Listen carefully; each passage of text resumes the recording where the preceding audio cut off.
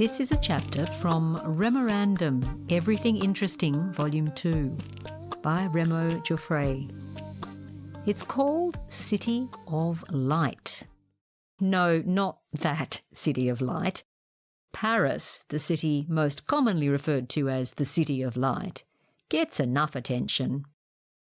The City of Light we're referring to here is Perth, Australia. And the story is a good one. Thanks Basil Zempilas, Lord Mayor of Perth, for putting it on our radar, so to speak. On the 20th of February 1962, John Glenn became the first American to orbit the Earth in the Friendship 7 spacecraft. The mission set the stage for the Gemini and Apollo programs, which culminated in NASA landing men on the Moon in 1969. On this particular mission, Glenn was scheduled to fly over Perth at night, the first land following a vast expanse of ocean blackness. And in anticipation of that happening, the people of Perth decided to turn on their lights, shine their torches, fire up their lanterns, and do whatever they could to generate as much light as possible. They were both acknowledging the mission and symbolically welcoming him back to Earth. A token of friendship from the people of Perth, and indeed the people of Earth. Good idea. It even rhymes.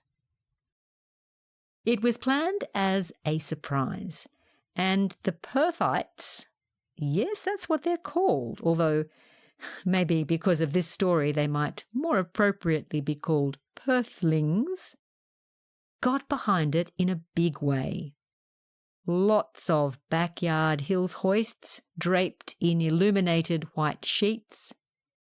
And then a 14-year-old James Trevelyan, today an internationally renowned mechanical engineer and inventor of the Coolsey, Google it, built a large aluminium foil dish to extract the largest possible number of lumens from his 500-watt globe.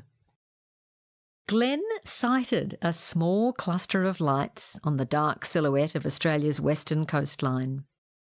In his recorded comments to Jerry O'Connor at the Mooshea tracking station and Capcom astronaut Gordon Cooper, Glenn says, "The lights show up very well, so thank everybody for turning them on, will ya?" His delighted reaction prompted the world's media to dub this most isolated outpost the City of Light. And the name has stuck, to the point where, in celebration of the 60th anniversary of the event, Perth officially rebranded itself as the City of Light. The moment was very memorable for everyone involved.